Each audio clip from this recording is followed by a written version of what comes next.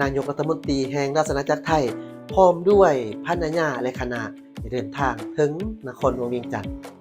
อีกตามข้อมูลจากทางมีเดียลาวเปิดเผยให้รู้ว่าในตอนเช้าของมื้อวันที่ 16 ตุลา 2025 นี้คณะทานอนุทิน ชาญวิรากุล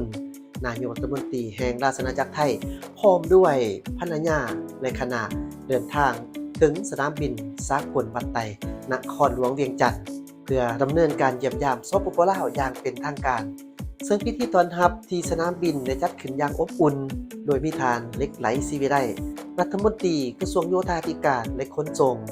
ทั้งเป็นรัฐมนตรีเกียรติยศพร้อมด้วยคณะทั้งฝ่ายลาวและฝ่ายไทย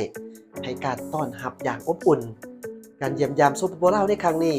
แม่นตอบสนองตามการเชื้อเชิญของทางคณะทานสอนชัยศรีพันดรนายกรัฐมนตรีแห่งสปป.ลาวเพื่อสืบต่อหัดแน่นสายพัวพันมิตรภาพและเสริมขยายการร่วมมือฐานบ้านไกลเฮือนเคียงที่ดีที่มีมาตั้งแต่โดนนานก็คือการเป็นคู่ร่วมมือยุทธศาสตร์เพื่อการเจริญเติบโต